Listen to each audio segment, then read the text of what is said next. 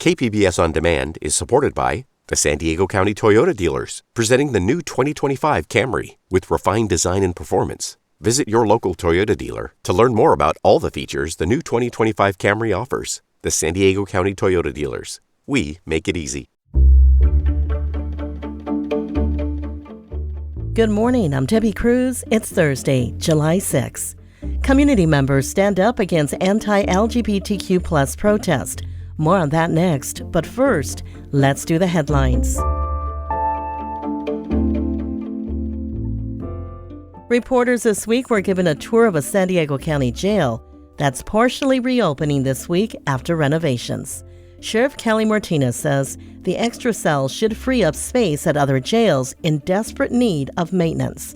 Michael Cerna, whose daughter Alyssa died in custody in 2019, said improving conditions at jails is important, but it won't solve everything.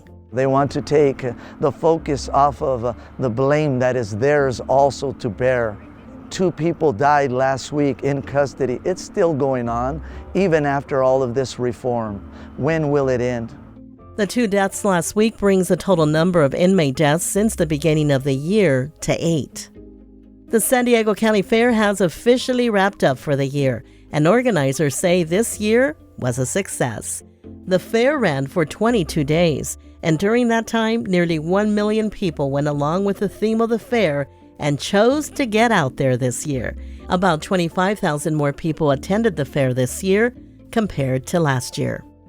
It's been feeling like summer these past few days, but forecasters say a slow cooling trend is in store for the rest of the work week.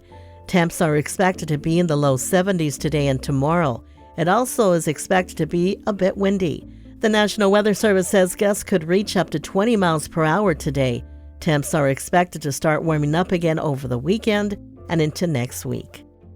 The Pride display at the Rancho Peñasquitos Library is back following an anti-LGBTQ plus protest. This was the first time I've ever had someone completely decimate a display and, basically email and say, I'm not returning your book. So that was new for me. More on that coming up after the break.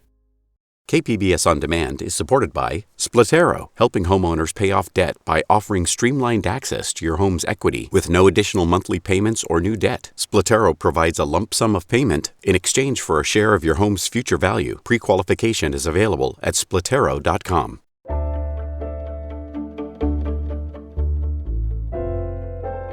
The Pride display at the Rancho Peñasquitos Library branch is filled with books again. Last week, 2 anti-LGBTQ plus protesters checked out everything on the shelf. One emailed saying she wouldn't return the books until the library got rid of what she called inappropriate content for children.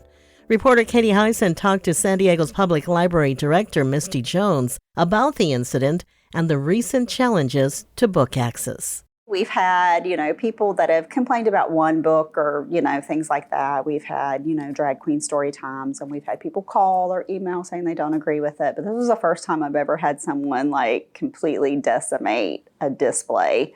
And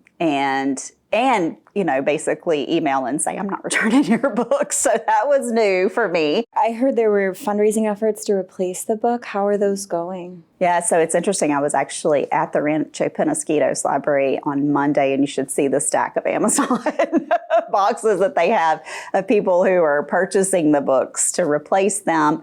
Our Library Foundation is having an ongoing fundraising effort. They are really getting inundated. We've had people come into the library that have never been to the library before, but they're coming in to donate a book and getting a library card while they're there.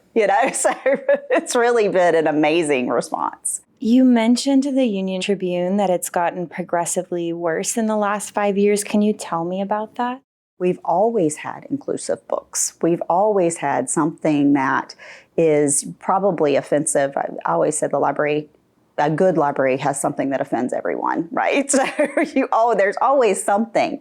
But the last 5 years is when we're really starting to get the emails, the calls of people not agreeing. And it hasn't just been, I don't agree with that. Why are you doing that? It's been really hateful language. And I think that's what's changed.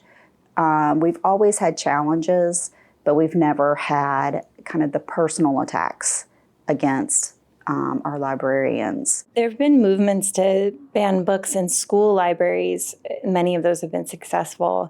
I'm wondering if that's impacted the public library system at all. It has. We're having a lot of people reaching out to us to get those materials that they can't get in schools any longer. And that's across the nation. Probably seen, which is just like, it's a horror movie to me to see the videos of just piles and piles of books being taken out to recycle bins and dumpsters. And it's like, it breaks my heart. It's devastating.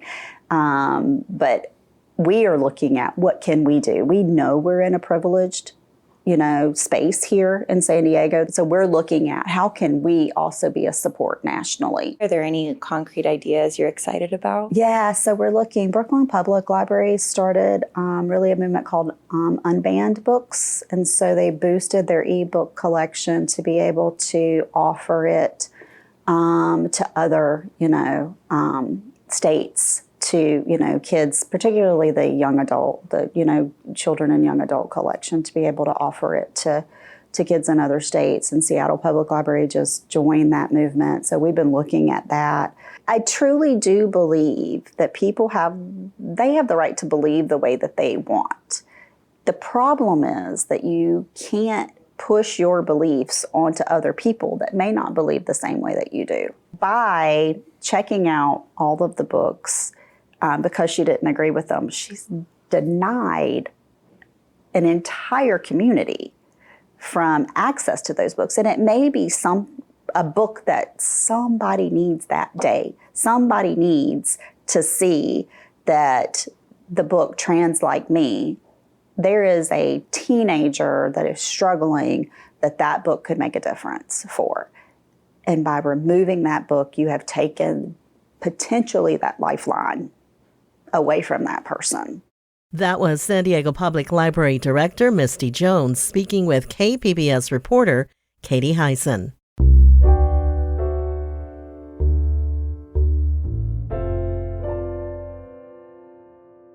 Empowering people who have experienced mental health challenges to use their story to impact policy. That's the goal behind a program launched this year by a local nonprofit. Health reporter Matt Hoffman has more. When Joshua Roberts was 32 years old, his life changed following a bipolar disorder diagnosis.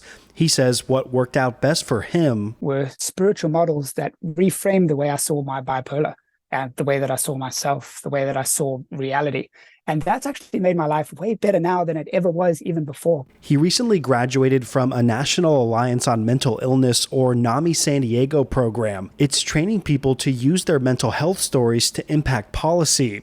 It's called the Smarts for Advocacy program. Robert says he'll advocate to expand the spiritual treatments and peer support services that have helped him. The training gave him understanding for how the system works. How the legislation works and who the government is. I always kind of thought they were just these abstract out there people. But then I realized they're just real people and that we can actually contact them. We can actually make these changes. The next Smarts for Advocacy trainings are happening virtually later this month, and anyone can sign up. Matt Hoffman, KPBS News. The cost and availability of childcare often prevents both parents from taking on full-time jobs. And for parents and law enforcement, odd working hours only raise those barriers. Reporter Tanya Thorne takes a look at how agencies are trying to help their staff with childcare. The difficult balance between career and family is something San Diego Sheriff Deputy Daniel Somas knows all too well. He and his wife Emily have a 17-month-old son and a baby girl on the way. The hours I work, they're nights, weekends, holidays. I work overtime, so when you're working jails, you're working nights, days, hours, 12-and-a-half-hour days, sometimes can be longer. This reality played a key role in the couple deciding that Emily would leave her job to be a stay-at-home mom. San Diego Sheriff Kelly Martinez says many workers in law enforcement face similar predicaments. You're working a bunch of different hours and shift work and weekends and holidays, you get called out. So to have reliable, good child care is really important to all of our staff and our deputies. I was a single parent coming up in this organization, so I was lucky enough to have my parents nearby and they could watch my son, but that's not the case for everyone. The Sheriff's Department is trying to help parents within its ranks through a partnership with Tutris, a San Diego-based company that connects parents with vetted childcare providers. Parents can search the Tutris database by location and by hours needed, including 24-hour shifts. The benefit of having accessibility to this application and all of these childcare providers is you can compare, and you have more opportunity to know what's available, what's out there, what the cost is. So it really provides the user the opportunity to shop around for the best service or the best provider for them. But the Sheriff's Department is only paying for the Tutris membership, not the childcare. The San Diego Police Department is going a step further by constructing a daycare center for the children of police officers. This comes after a survey recently conducted by the police union showed 21% of police officers were thinking about leaving the department over childcare issues. And the survey showed 59% had to leave or miss work because of childcare problems. San Diego Council member Raul Campillo hopes these initiatives will also open the doors to more women in law enforcement. We're seeing a lot of need from city employees like police officers, dispatchers who also have to work through the night, and Sheriff's Department deputy sheriffs who have to take care of their kids in the evenings and nights when they're on the third shift throughout the nighttime. And so the fact that we're seeing people step up from our state legislature to our federal government to help fund that benefit just means that we're going to continue to recruit and retain really good peace officers, which we are desperately in need of right now. The new daycare center for children of SDPD officers and staff is expected to open by the end of the year. We're really just excited that employers are starting to get into this conversation and start to realize the critical support that childcare plays in keeping our workforce engaged. Kim McDougall is a senior vice president of social services for the YMCA of San Diego County.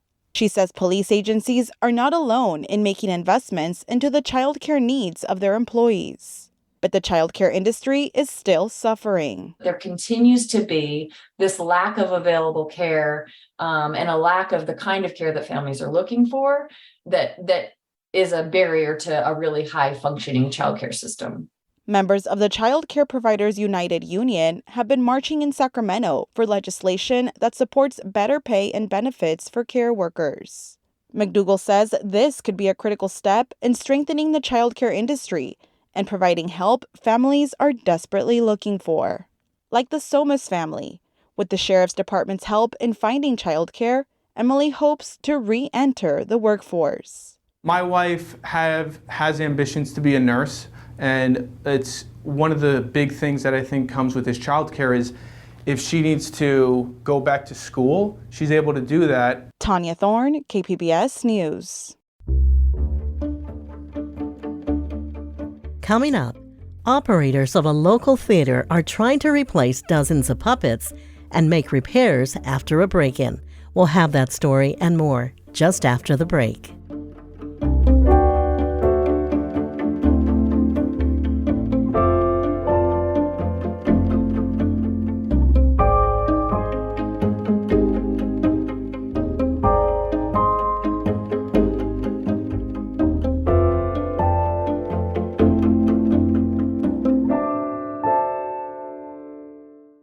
KPBS On Demand is supported by Marrocale Design and Remodeling, helping homeowners with their home remodeling needs. From ADUs to kitchen remodels, room additions, and custom homes, Marrocale Design and Remodeling can help homeowners design and build their dream homes. More at trustyourhometous.com.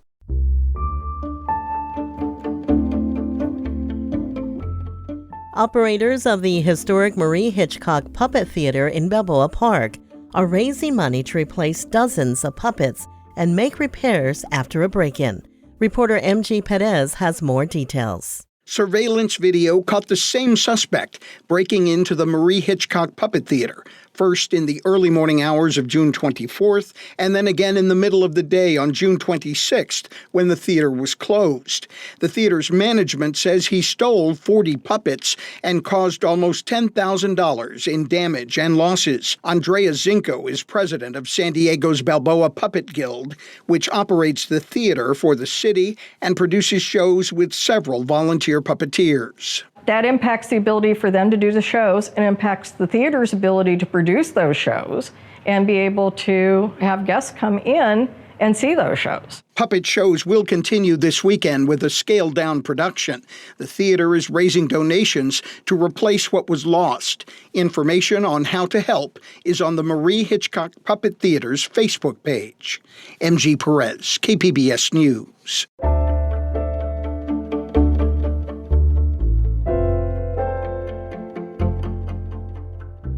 Now playing at the Old Globe Theater is Passengers from the Montreal-based collective The Seven Fingers. The innovative show uses acrobatics, theater, music, and dance to reveal the dreams and emotions of passengers traveling on a train. Arts reporter Beth Hacamando checked out a rehearsal at the San Diego Circus Center. Traveling on trains is something circus performers are used to, says Mandy Orozco, who is part of the Seven Fingers physical theater troupe. But for the show Passengers, trains and travel provide a metaphor for how life can unfold.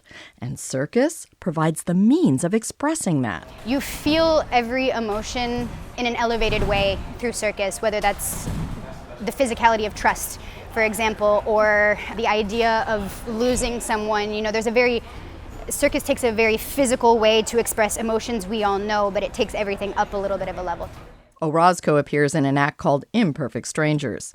It begins with the discomfort of sitting next to a total stranger, but then shows how that physical proximity can lead to something else.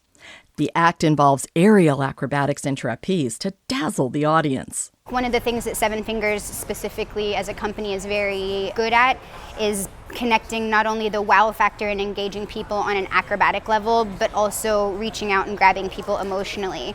Passengers runs through July 30th at the Globe Main Stage. Beth Hacamando, KPBS News. That's it for the podcast today. As always, you can find more San Diego news online at kpbs.org. I'm Debbie Cruz. Thanks for listening and have a great Thursday.